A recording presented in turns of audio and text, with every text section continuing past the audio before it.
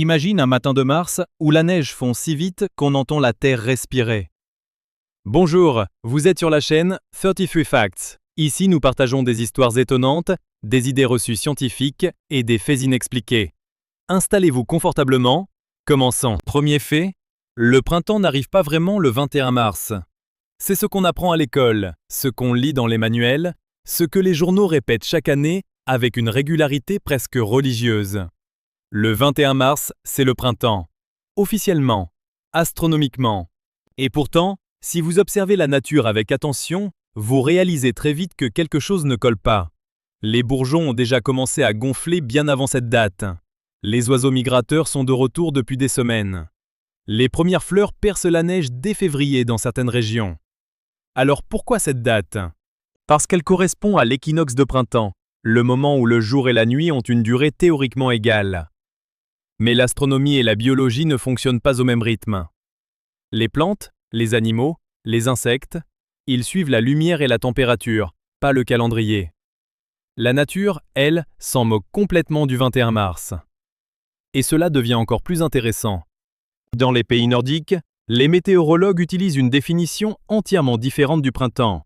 Pour eux, le printemps commence quand la température moyenne dépasse 0 degré pendant plusieurs jours consécutifs. Résultat, en Finlande, le printemps peut commencer en mai. En Espagne, il commence parfois en janvier. Ce sont deux printemps qui n'ont rien à voir l'un avec l'autre, mais qui portent le même nom. Ce décalage entre le calendrier officiel et la réalité naturelle crée une confusion que peu de gens remarquent, mais qui a des conséquences très concrètes sur l'agriculture, la météorologie et même la santé publique.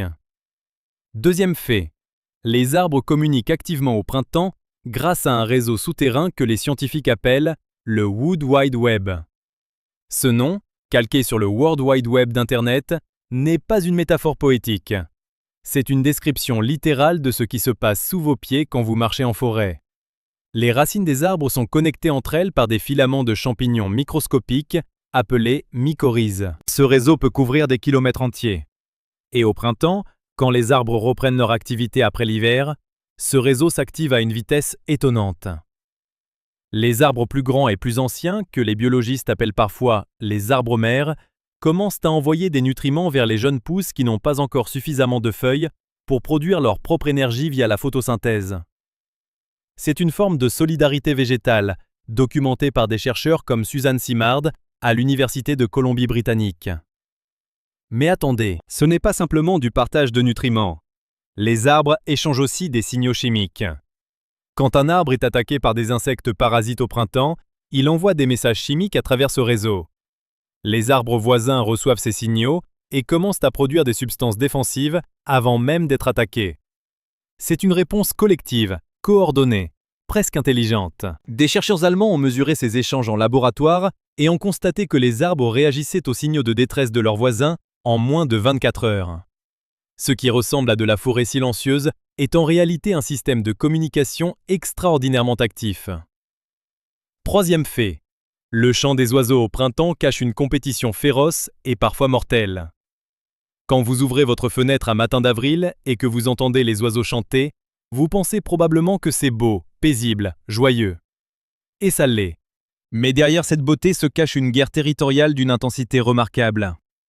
Chaque oiseau mâle chante pour accomplir deux choses simultanément, attirer les femelles et repousser les rivaux. Plus son chant est complexe, varié et puissant, plus il a de chance dans les deux domaines. Les ornithologues ont mesuré que certains mâles commencent à chanter avant l'aube, parfois à 3 heures du matin, pour établir leur territoire avant les autres. C'est ce qu'on appelle le Dawn Chorus, le chœur de l'aube. Et voici ce qui est surprenant. Des études ont montré que les oiseaux vivant en ville ont modifié leur chant au fil des décennies pour se faire entendre malgré la pollution sonore. Ils chantent plus fort, sur des fréquences plus hautes et souvent plus tôt dans la matinée. Le moineau de Paris de 2023 ne chante plus exactement comme le moineau de Paris de 1960. C'est une évolution en temps réel, documentée par des biologistes de l'université de Leiden aux Pays-Bas. Ce que le printemps révèle chez les oiseaux, c'est leur capacité d'adaptation. Une adaptation qui se mesure non pas en millénaires, mais en générations humaines. Quatrième fait, l'allergie printanière n'est pas causée par les fleurs colorées que vous voyez. Voici une idée reçue que presque tout le monde accepte sans la questionner. On dit que le pollen des fleurs printanières provoque les allergies. Alors les gens regardent les cerisiers en fleurs, les tulipes, les roses, et pensent que c'est là que se trouve le problème. Mais les allergologues répètent depuis des décennies que c'est faux. Les fleurs aux couleurs vives ont du pollen lourd, collant, conçu pour être transporté par les insectes d'une fleur à l'autre. Ce pollen tombe rapidement au sol, il ne flotte pas dans l'air. Il entre rarement dans vos voies respiratoires. Voici un détail important. Les véritables coupables des allergies printanières sont les arbres et les graminées, dont les fleurs sont petites, insignifiantes, invisibles. Le bouleau, le chêne, le cyprès, les graminées des prairies, ces plantes produisent un pollen extrêmement léger, microscopique, qui peut voyager sur des centaines de kilomètres porté par le vent. Quand vous éternuez en voyant un cerisier en fleurs, ce n'est probablement pas lui le responsable. C'est le bouleau invisible au coin de la rue. Ce malentendu est tellement répandu qu'il affecte la façon dont des millions de personnes gèrent leurs allergies, parfois avec des conséquences sur leur santé. Passons maintenant à la partie la plus curieuse. 5e fait. Au printemps, le cerveau humain change physiquement. Ce n'est pas une métaphore. Des études en neurosciences ont documenté des changements mesurables dans l'activité cérébrale entre l'hiver et le printemps.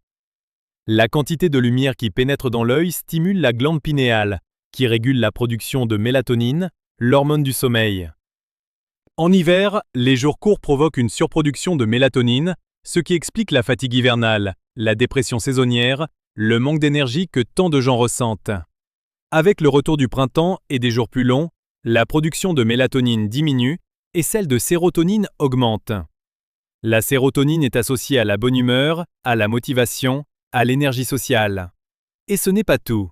Des chercheurs de l'Université de Toronto ont découvert que les niveaux de sérotonine dans le cerveau sont directement corrélés à la durée d'exposition à la lumière solaire le jour même. Pas la veille, pas la semaine précédente, mais ce jour précis. Ce qui signifie que votre humeur du printemps n'est pas une réaction émotionnelle à la beauté des fleurs ou à la chaleur douce de l'air. C'est une réaction biochimique directe à la lumière. Votre cerveau, littéralement, se recable avec le changement de saison. Ce que vous appelez l'euphorie du printemps est un phénomène neurologique documenté. 6e fait. Les rivières au printemps sont en réalité beaucoup plus dangereuses qu'en été. La fonte des neiges et les pluies printanières créent un phénomène appelé la crue de printemps. Dans les régions tempérées, c'est la période de l'année où le débit des rivières est à son maximum. Mais ce n'est pas seulement la quantité d'eau qui est dangereuse, c'est aussi sa qualité. L'eau de fonte est extrêmement froide, souvent proche de 0 degré. Une personne qui tombe dans une rivière de printemps perd l'usage de ses membres en moins de 2 minutes à cause du choc thermique. La noyade survient en quelques minutes, même chez des nageurs expérimentés. Et c'est ici que cela devient vraiment étrange. Les statistiques de noyade montrent un pic significatif au printemps dans presque tous les pays de l'hémisphère nord. Mais la perception populaire associe les noyades à l'été, aux vacances, aux plages. Ce décalage entre la réalité statistique et la perception publique est bien documenté par les services de secours. Chaque printemps, des gens s'approchent des rivières et des lacs parce que la météo est douce, parce que les paysages sont beaux, parce que l'hiver est fini, sans réaliser que l'eau reste mortellement froide encore plusieurs semaines après la fonte des neiges. Si vous aimez nos vidéos sur des faits étonnants, des mythes et des révélations audacieuses, soutenez-nous avec un like et écrivez le chiffre 1 dans les commentaires. Sinon, écrivez 0. Cela nous aidera à comprendre ce qui vous intéresse et à rendre nos épisodes encore meilleurs. 7e fait. Les abeilles ne reviennent pas au printemps. Elles n'ont jamais vraiment disparu. Beaucoup de gens pensent que les abeilles partent quelque part en hiver et reviennent au printemps comme les oiseaux migrateurs. C'est une idée fausse très répandue. En réalité, les abeilles domestiques restent dans leur ruche tout l'hiver. Elles forment une grappe compacte autour de la reine, battent des ailes pour générer de la chaleur et consomment les réserves de miel qu'elles ont accumulées pendant l'été et l'automne. La ruche maintient une température intérieure d'environ 25 à 35 degrés, même par des températures extérieures négatives. C'est un exploit thermique remarquable. Approfondissons. Ce n'est pas la ruche entière qui reste active. Une grande partie des abeilles ouvrières meurent en hiver. Leur durée de vie naturelle est de 6 à 8 semaines. Mais la reine, elle, peut vivre plusieurs années. Au printemps, quand les premières fleurs apparaissent, la reine commence à pondre à un rythme accéléré, parfois jusqu'à 2000 œufs par jour. La population de la ruche, qui était tombée à quelques milliers d'individus en hiver, peut atteindre 50 à 60 000 abeilles en quelques semaines. Ce que vous interprétez comme un retour des abeilles, c'est en réalité une explosion démographique spectaculaire qui se produit à l'intérieur de la ruche. 8e fait, le printemps dans l'hémisphère sud n'est pas en mars. Cela paraît évident quand on l'énonce, mais beaucoup de gens ne font jamais vraiment ce lien dans leur vie quotidienne. Quand les Européens et les Nord-Américains célèbrent l'arrivée du printemps en mars et avril, les habitants de l'Australie, de la Nouvelle-Zélande, de l'Argentine et de l'Afrique du Sud entrent dans l'automne. Leur printemps à eux commence en septembre. Ce décalage de 6 mois crée des situations culturelles étranges. Les fêtes de Pâques, par exemple, sont associées dans la tradition européenne au renouveau du printemps, aux agneaux nouveau-nés, aux fleurs fraîches. Mais en Australie, Pâques tombe en automne. Certains symboles perdent complètement leur sens géographique. Et voici ce qui soulève des questions. Certains chercheurs ont étudié l'impact psychologique de cette dissonance saisonnière sur les immigrants. Des personnes originaires d'Europe qui s'installent en Australie ont souvent du mal à ressentir le printemps en septembre. Leur cycle biologique, leurs habitudes alimentaires, leurs états d'humeur, tout a été conditionné par des décennies de vie dans l'hémisphère nord. Il faut parfois plusieurs années pour que le corps et le cerveau s'adaptent aux saisons inversées. Certains immigrants témoignent qu'ils n'ont jamais vraiment senti le printemps australien de la même façon. 9e fait, certaines plantes printanières sont capables de percer l'asphalte. Ce phénomène est bien documenté, mais reste méconnu du grand public. Au printemps, la pression exercée par les plantes émergentes peut être extraordinairement forte. Le bambou est souvent cité en exemple. Il peut pousser de plusieurs dizaines de centimètres par jour et générer une pression suffisante pour fissurer des murs en béton. Mais ce n'est pas réservé au bambou. Des pissenlits, des orties, des figuiers sauvages ont été documentés en train de percer des surfaces asphaltées dans des villes du monde entier. Des botanistes ont mesuré la pression de croissance de certaines plantes à plusieurs mégapascales, une force comparable à celle d'un étau industriel. Mais il existe une autre version. Certains biologistes suggèrent que les plantes ne forcent pas vraiment à travers le béton de façon mécanique. Elles exploiteraient plutôt les micro-fissures déjà présentes dans le matériau, élargissant progressivement des espaces existants plutôt que d'en créer de nouveaux. La distinction est importante.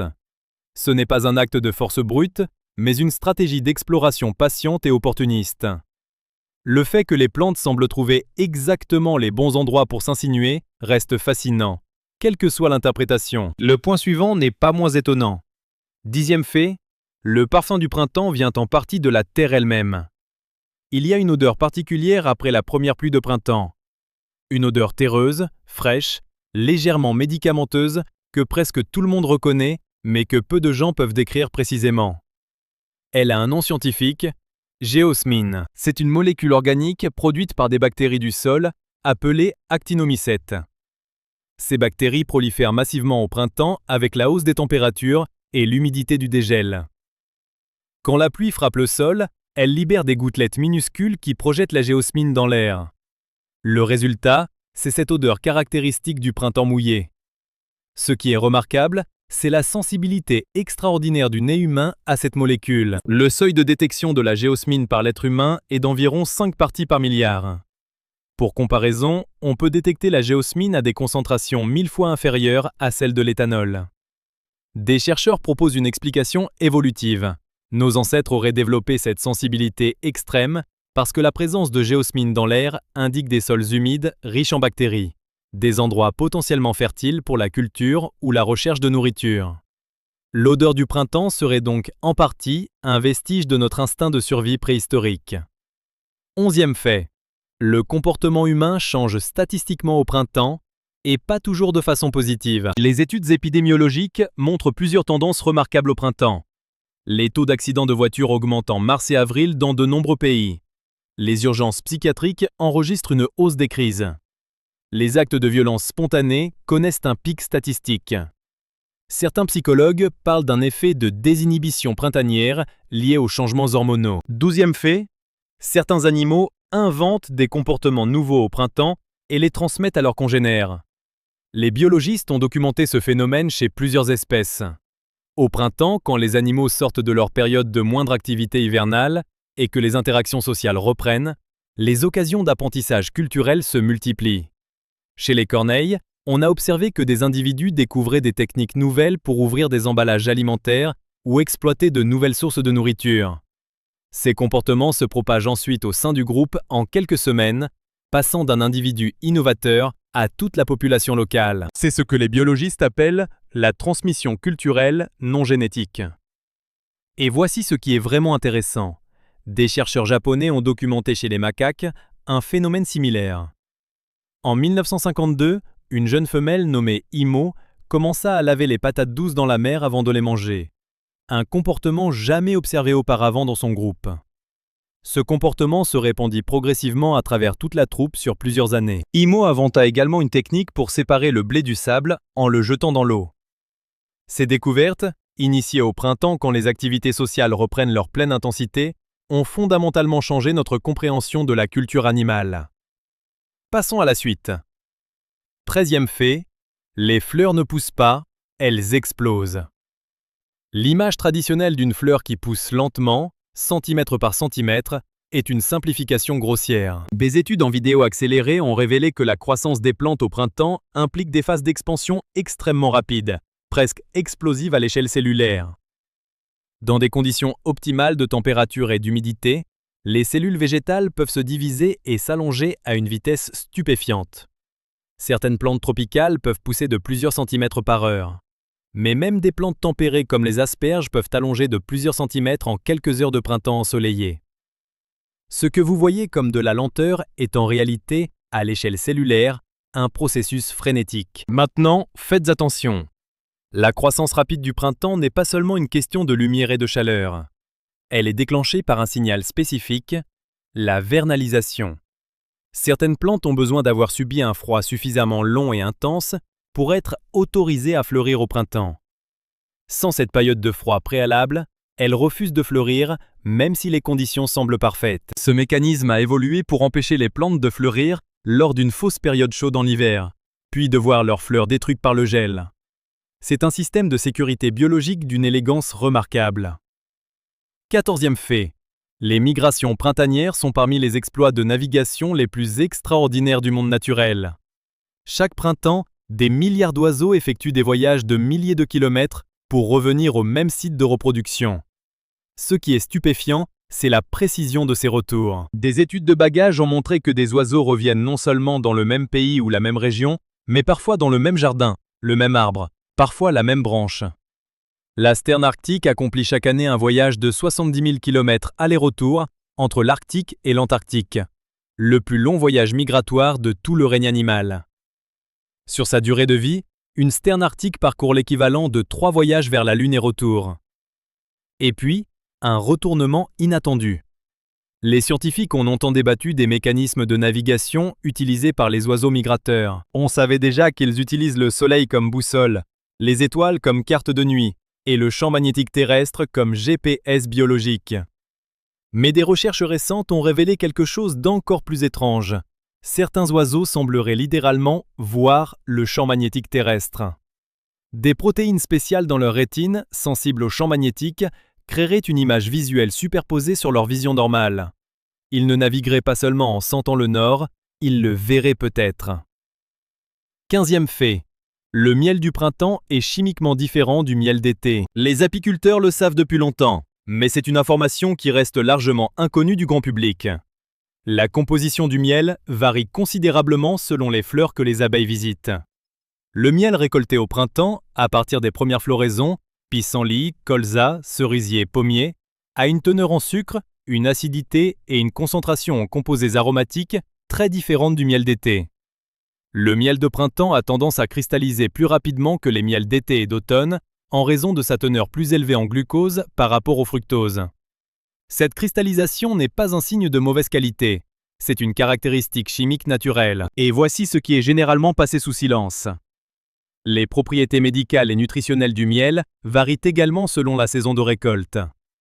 Des études ont montré que le miel de printemps produit à partir du pollen de certains arbres fruitiers contient des concentrations plus élevées de certains composés antioxydants.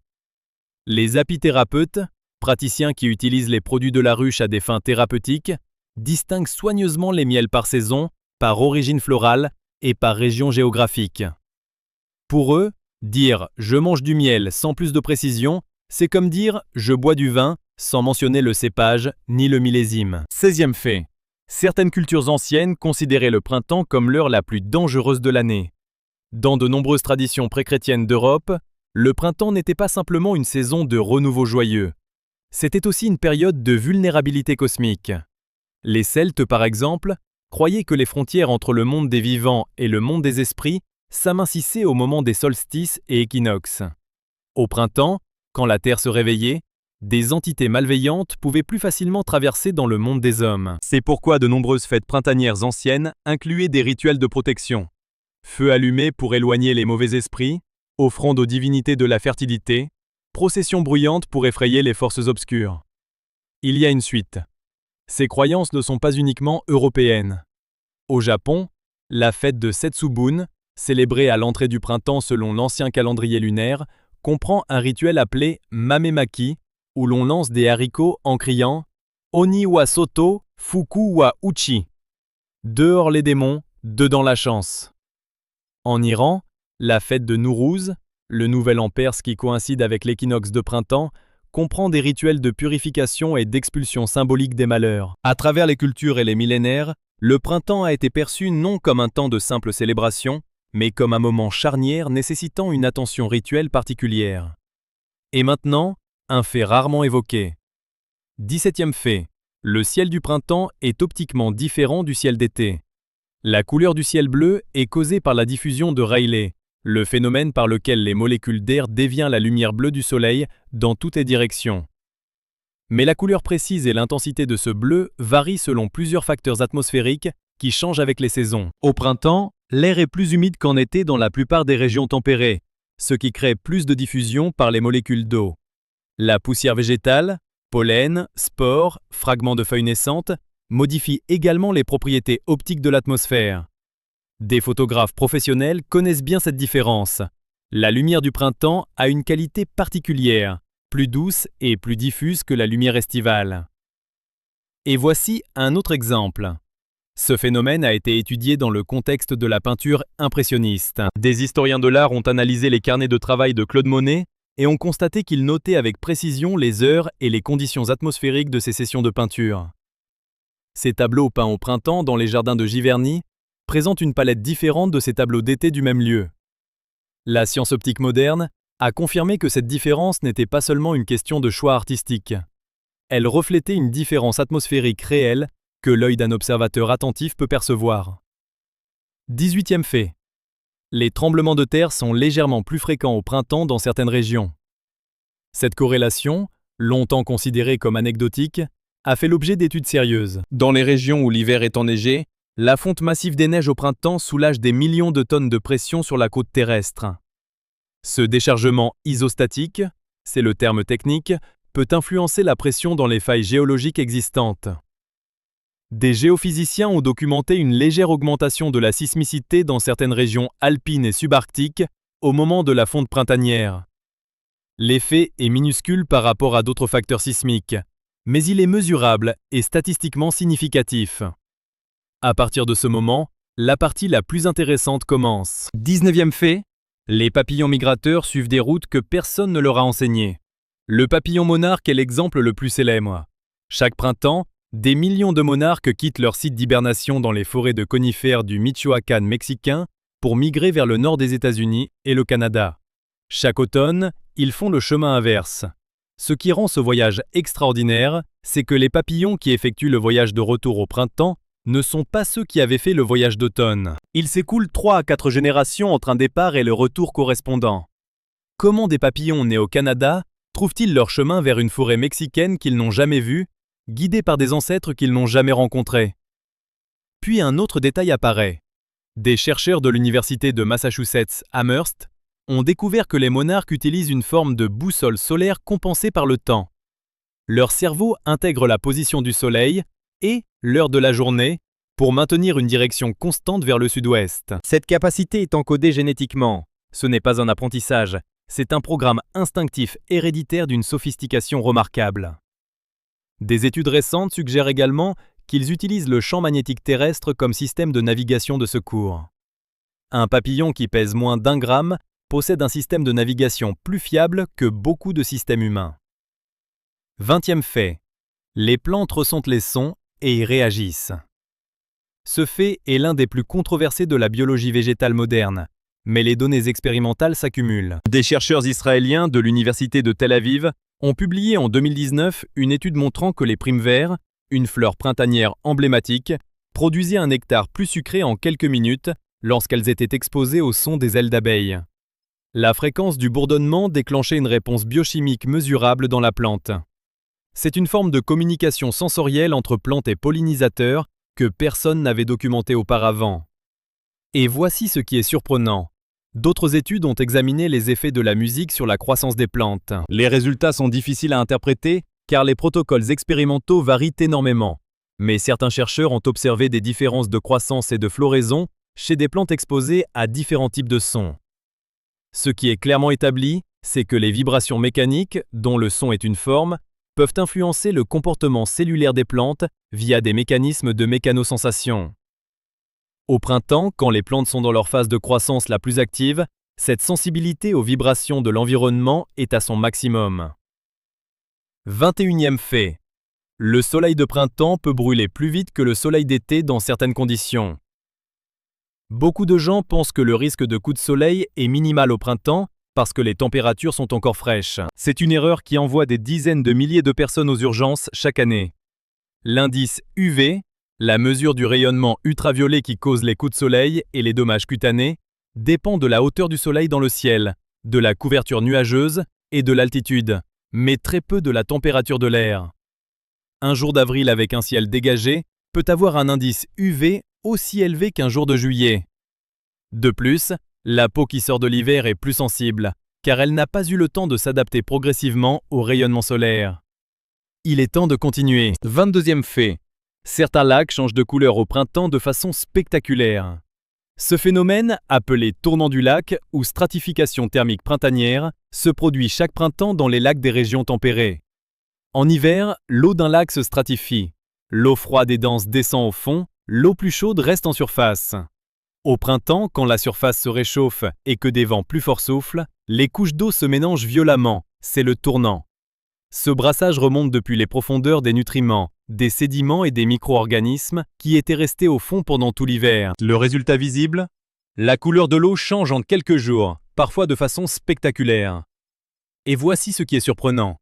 Dans certains lacs, ce mélange printanier peut rendre l'eau temporairement impropre à la baignade ou à la consommation.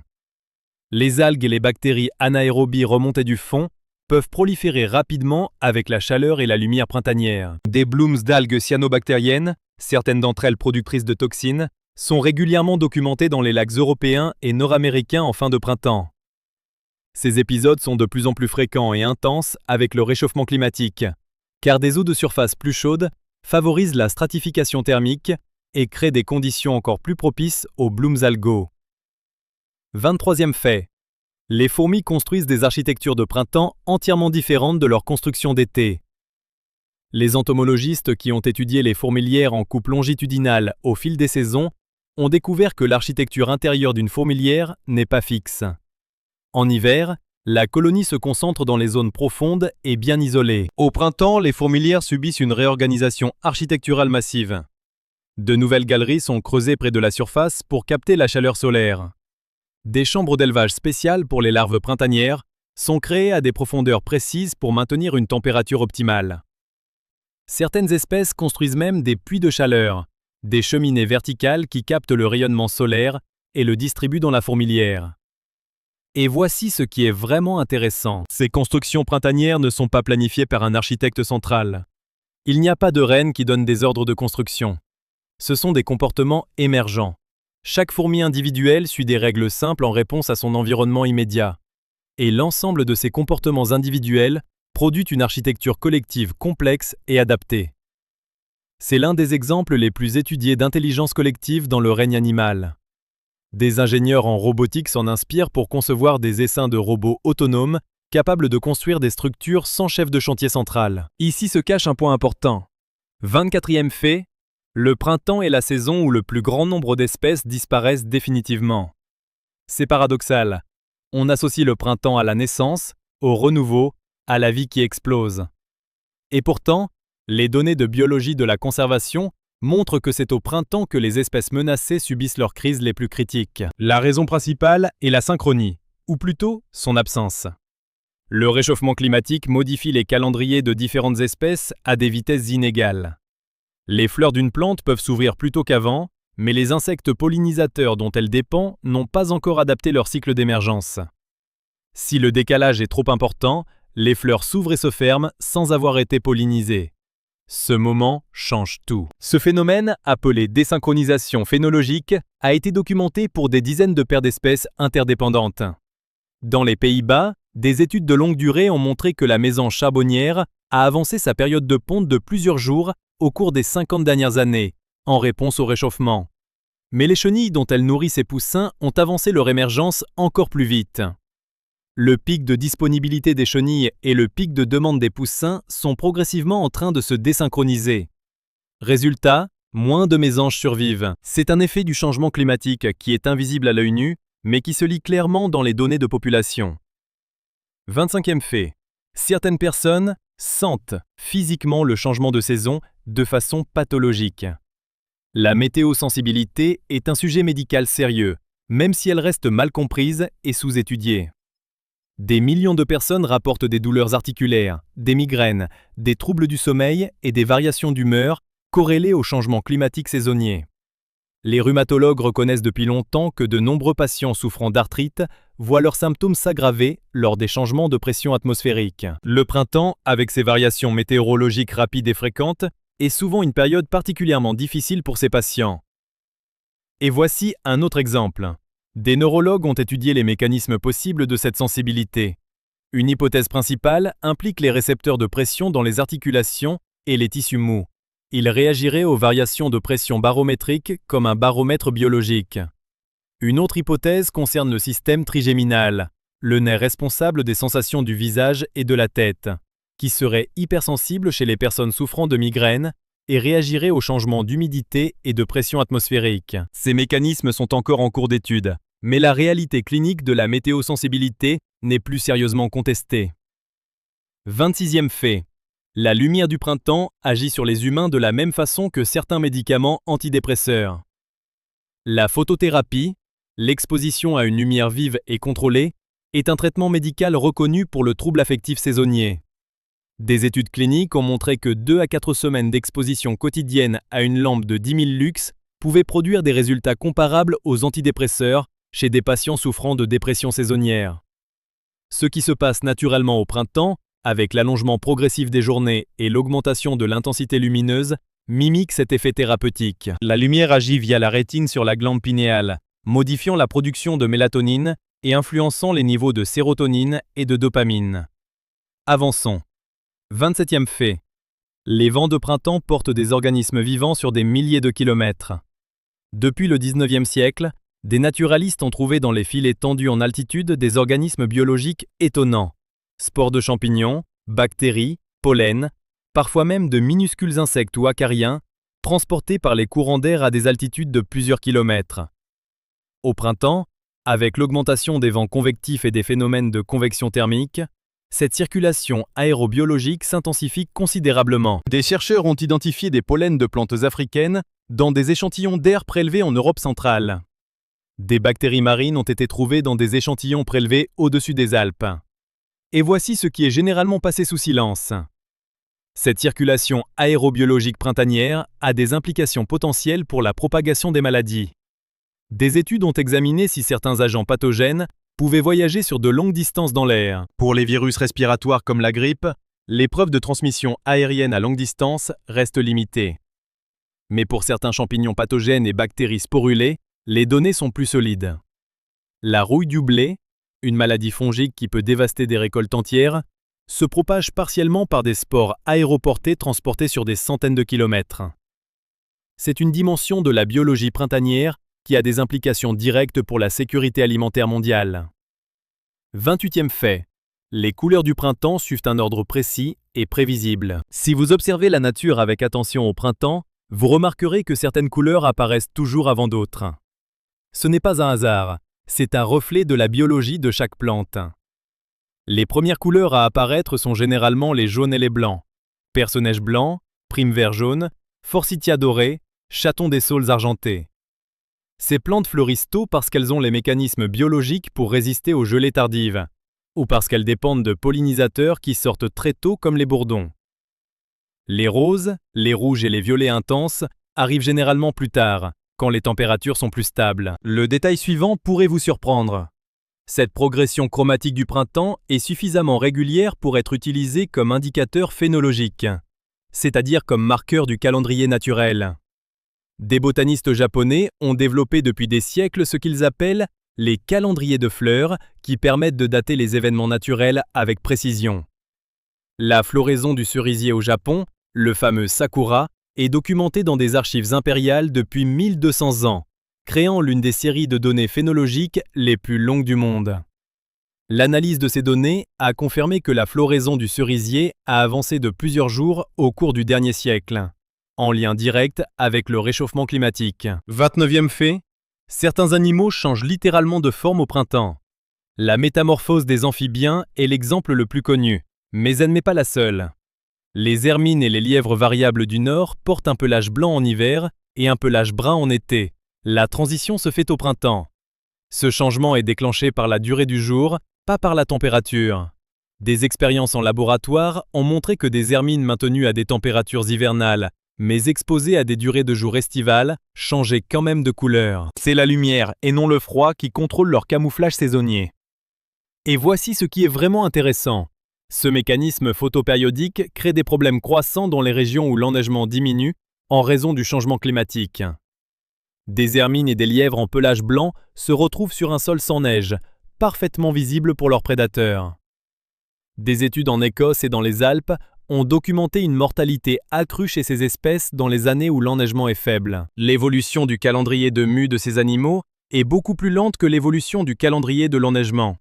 C'est un exemple concret des défis auxquels fait face la faune sauvage dans un climat en mutation rapide. 30e fait. Les fleurs du printemps produisent leurs odeurs à des heures précises de la journée. Ce n'est pas un hasard que le jardin sente différemment le matin, l'après-midi et le soir. Les plantes ont des rythmes circadiens complexes qui régulent non seulement leur croissance, mais aussi la production de leurs composés aromatiques. Les roses produisent leur parfum le plus intense tôt le matin, quand leur principal pollinisateur, les abeilles, est le plus actif. Certaines fleurs nocturnes comme le jasmin ou la chèvrefeuille concentrent leur production d'arômes au crépuscule et dans la nuit, quand les papillons de nuit et les mites qui les pollinisent sont en activité. Et ce n'est pas tout. Ces rythmes de production aromatique sont régulés par des horloges biologiques internes que les plantes maintiennent même dans l'obscurité totale. Des expériences en laboratoire ont montré que des plantes privées de lumière pendant plusieurs jours continuaient à produire leurs arômes selon leur rythme circadien habituel. Les arcs-en-ciel sont plus nombreux parce que les averses printanières alternent rapidement avec les périodes d'ensoleillement. Les mirages de routes chaudes. Ces flaques d'eau illusoires que vous voyez sur l'asphalte commencent à apparaître dès les premières journées chaudes de printemps. Maintenant, ce qui est souvent caché.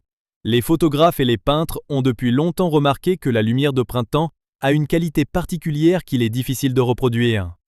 Cette qualité vient en partie de la végétation naissante. Les jeunes feuilles au printemps ont une teneur en chlorophylle plus faible que les feuilles matures. Elles sont partiellement translucides. Quand la lumière du soleil les traverse, elles acquièrent une teinte verte dorée caractéristique. Cette lumière filtrée à travers les feuilles naissantes, les photographes l'appellent parfois la lumière de la forêt printanière. Elle a une signature spectrale mesurable, différente de la lumière de la forêt d'été. Et c'est elle qui donne aux forêts de mai leur aspect presque irréel. 32e fait. Les rivières printanières sculptent des paysages que des générations d'humains ont pris pour immuables. Les crues printanières ne sont pas seulement dangereuses, elles sont géologiquement créatrices. La force de l'eau de printemps, chargée de sédiments, de débris végétaux et portée par un débit exceptionnel, peut déplacer des rochers de plusieurs tonnes, éroder des berges de plusieurs mètres et redessiner le lit d'une rivière en quelques jours. Ce que vous considérez comme le cours d'une rivière n'est pas une forme permanente. C'est un instantané d'un processus continu de remodelage. Des géologues ont documenté que certaines rivières de montagne ont complètement modifié leur tracé au cours d'un seul événement de crue printanière exceptionnel. Et voici ce qui est vraiment intéressant. Cette dynamique de crue printanière est fondamentale pour la santé écologique des rivières et des plaines alluviales. Les inondations régulières fertilisent les zones humides adjacentes avec des sédiments riches en nutriments, créent et détruisent des habitats en alternance, maintiennent la diversité biologique. Des rivières dont les crues printanières ont été régulées et supprimées par des barrages voient souvent leur biodiversité s'effondrer sur plusieurs décennies. La suppression des crues printanières pour protéger les infrastructures humaines a des conséquences écologiques considérables qui se manifestent parfois des décennies plus tard. 33e fait. Le printemps est la saison que le cerveau humain retient le mieux dans ses souvenirs autobiographiques. Des psychologues ont étudié pendant des décennies la distribution des souvenirs autobiographiques selon les saisons. Il existe un phénomène bien documenté appelé le « reminiscence bump ». Les gens se souviennent de façon disproportionnée des événements survenus entre 15 et 25 ans. Mais au sein de cette période, les souvenirs printaniers sont surreprésentés. Des études utilisant des journaux intimes, des interviews structurées et des tests de mémoire ont toutes prouvé le même résultat. Les expériences vécues au printemps sont mémorisées plus profondément et plus durablement que les expériences des autres saisons. Et voici ce qui est vraiment intéressant. Les chercheurs proposent plusieurs explications. Les changements neurochimiques du printemps, augmentation de la sérotonine, de la dopamine, de la testostérone, améliorent la consolidation mémorielle. Les expériences printanières sont souvent chargées émotionnellement. Premiers amours, fin d'année scolaire, vacances anticipées, sens aigu du renouveau. Or, l'émotion est l'un des meilleurs amplificateurs de la mémoire à long terme. Et les stimuli sensoriels du printemps, odeurs, couleurs, sons, sont particulièrement riches et variés après la monotonie sensorielle de l'hiver. Cette combinaison de facteurs biologiques, émotionnels et sensoriels fait du printemps la saison qui laisse les traces les plus durables de notre histoire personnelle. Pour conclure, il est honnête de dire que plusieurs de ces faits restent au cœur de débats scientifiques actifs. La question de savoir si les arbres communiquent vraiment au sens plein du terme ou si l'on anthropomorphise des échanges biochimiques passifs est encore discutée. Les mécanismes exacts de navigation des oiseaux migrateurs ne sont pas entièrement élucidés, et certaines études sur la magnétoréception visuelle attendent encore une réplication indépendante solide. La sensibilité des plantes au son reste un domaine expérimental controversé, avec des résultats difficiles à reproduire de façon systématique. La corrélation entre printemps et criminalité ou troubles psychiatriques, bien que statistiquement documentée, est interprétée différemment selon les écoles de pensée. Ce qui est clair, c'est que le printemps, loin d'être simplement une belle saison, est un phénomène d'une complexité extraordinaire qui continue de révéler des aspects insoupçonnés à mesure que les sciences avancent. La nature ne manque jamais de nous surprendre.